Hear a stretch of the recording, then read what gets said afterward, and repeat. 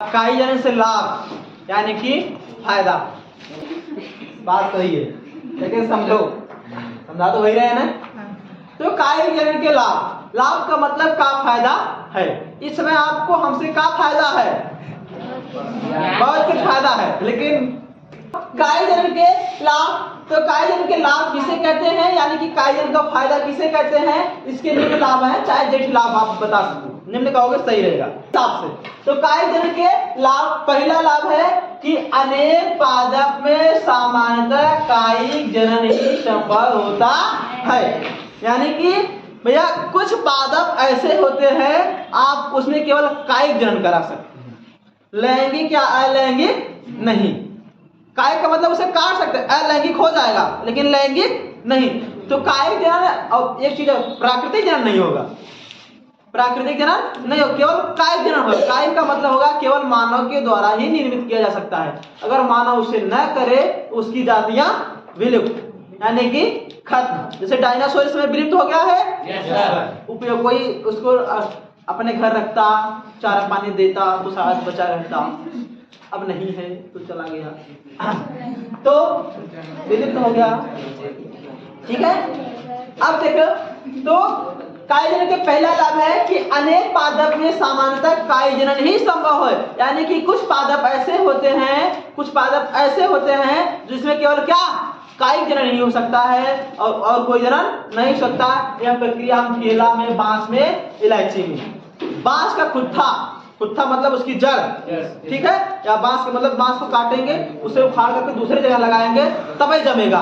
अन्यथा कहो कहीं बांस जम जाए अपने आप से, जमेगा नहीं जमेगा।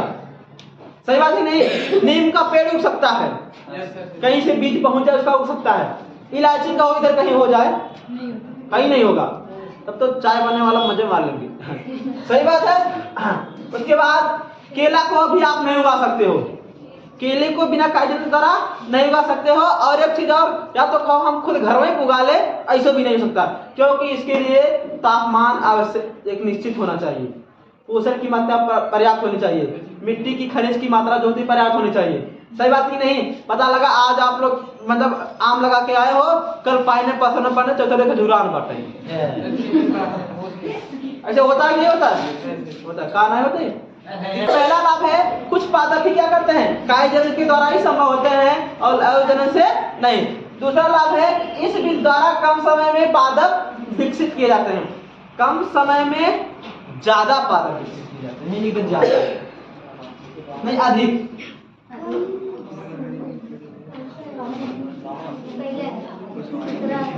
पहला है, ठीक है। तो कायिक जनन में इस विधि में हम क्या करते हैं, कम समय में अधिक पादप विकसित करा सकते हैं। सही बात है नहीं। पहले शांत हो, समझाते हैं। अब जैसे मान लो हम गुलाब का पेड़ हो गए, क्या हो गए, गुलाब का पेड़ हो गए। अब गुलाब का टहनियों द्वारा करा सकते हैं। अब क्या करेंगे भैया, कहते हैं कम समय में ज्यादा पादप। कैसे करा सकते हैं, आप किसी पेड़ को एक जड़ से लगाओगे, एक कई लगाओगे, ठीक है। अब गुलाब क्या करेंगे, हम काट के लाएंगे, एक खिस में, एक खिस में, एक खिस में, एक खिस में, एक खिस में, फिर एक ख्या 5 5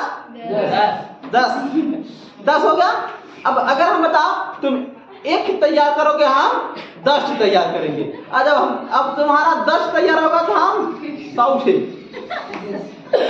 अब 10 का वो 10 करें, सब नहीं हो गया। यस सर, हो गया। तो ज्यादा पादप हुआ नहीं, कम समय में का मतलब का तुम्हारा अगर 5 साल में एक पेड़ तैयार हो रहा है, तुम्हारा 5 साल में 10 थे। सही बात है। बात सही परफेक्ट चल रही है।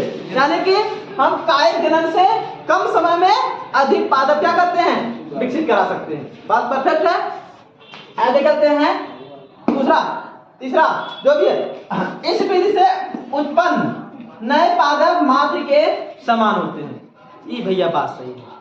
इस विधि से उत्पन्न पादप मात्र के समान होते हैं। यानी कि इस विधि में आप जो पादप उत्पन्न कराओगे, जो डाली आप बनाओगे, जो नए पादप को बनाओगे, जहां से लाओगे उसी के समान होगा ना। अब जैसे हम आपको कह दें, अब हम आपको कह दें जैसे आप खूब बढ़िया से खाए पिए हो ना, अब आप खाए पिए हो, अब आपकी मम्मी मुंबई चली गई ना, अब मान लो हमारी मम्मी मुंबई चली गई, ठीक है। अब हमें क्या कर दे, अब हमें प्राकृतिक तो मिलेगा नहीं, क्योंकि मम्मी गई। अब हमें मिलेगा कृत्रिम भोजन, सही बात है नहीं, दूसरे के बनाया। तो हम क्या करेंगे, उसे हमें क्या करेंगे, अब हमारे यहाँ से मान लो घर कोई नहीं, तो हमें उठा के भेज देंगे मौसी के यहाँ, मान लो भेज दिए। अब बताओ हम मौसी के यहाँ गए, अब मौसी का खाना पीना खाए तो मम्मी के परेंगे कि मौसी के परेंगे? मौसी पर मम्मी परोगे, सही बात है नहीं। यानी कि हम अगर किसी पादप में किसी दूसरे पादप की टहनी को जोड़ रहे हैं, किसी दूसरे पादप के नए टहनी को जोड़ रहे हैं, नए तने को जोड़ रहे हैं, तो जो तना विकसित होगा अपने मात्र के समान होगा, न कि उसके समान होगा। बात परफेक्ट है नहीं? तो आप जाओगे मौसी के यहाँ, नानी के यहाँ जाओ तो अपने मम्मी के परे रहोगे, न कि मौसी और नानी के। थोड़ा बहुत मिले वो बात अलग, खाए पिए तो मिलबे करेगा, वो नहीं मिलेगा। कहाँ से गुणसूत्र जीन्स को लग गई, कैसे मिलेगा? गलत बात, ठीक है। तो यानी कि इस विधि में जो पादप होते हैं ज्यादातर किससे मिलते हैं? अपने मात्र से, यानी कि अपने जनक से। बात क्लियर हो गई? आगे चलते हैं। पादप के वांछित लक्षण पीढ़ी दर पीढ़ी क्या होते हैं? बने रहते हैं। वांछित लक्षण का मतलब होता है भैया कि जो मतलब अलग अलग जो उनका फिक्स लक्षण, जैसे अब आम का लक्षण अलग है, नीम का लक्षण अलग है, गुलाब का, गुड़हल का, सबका लक्षण अलग अलग है ना। तो उनकी जो लक्षण है इस विधि के द्वारा पीढ़ी दर पीढ़ी का होगी, बनी रहेगी। और कैसी बनेगी? एकदम उन्हीं के जैसा, अच्छा भिन्न नहीं होगी। लैंगिक सुनो, लैंगिक जन्म में क्या होगा?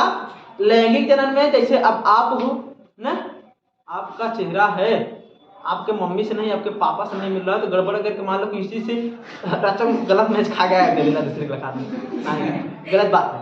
आपका जो लक्षण है वो आपके आनुवंशिकता पर निर्भर करता है, किसका लक्षण ज्यादा जाएगा, ठीक है। तो आनुवंशिकता भी चलेगा तब पढ़ाएंगे काय बोला। तो इसके जो लक्षण है क्या है? पीढ़ी दर पीढ़ी क्या होते हैं? एकदम सेम बने रहते हैं, बिगड़ते नहीं है। अब बताओ, गुलाब आप काट करके सुनो, गुलाब काट करके आप गुलाब सुनो, गुलाब का अगर लाल कलर है या पिंक कलर है, उससे सफेद में कन्वर्ट कर रहे हो आप, तो सफेद वाला जब पड़े लगाओगे गुलाब पिंक वाले में, तो सफेद का ही बढ़ेगा, पिंक वाला बढ़ेगा? सफेद का ही बढ़ेगा। कहाँ से? केवल उसे भोजन दे रहा है ना। हमने आपको कहा कि आप अब मौसी के यहाँ गए हो, है कि आप मौसी के यहाँ गए हो, आप खाओ, आप बढ़ रहे हो कि मौसी बढ़ रही है? आप बढ़ रहे हो, मौसी वाला अच्छा नहीं बढ़ेगा, उसे केवल खा रहे हैं ना भैया, खा तो तब बढ़ रहे। तो जब हम बढ़ेंगे तो मम्मी वाला लक्षण पड़ेगा, मौसी वाला मम्मी वाला लक्षण पड़ेगा। यानी कि इसमें जो पीढ़ी दर पीढ़ी लक्षण होते क्या होते हैं? आपस में बने रहते, बिगड़ते नहीं। अगले हेडिंग काय जन के हानि बना के छोड़ दो, बहुत पढ़त गए।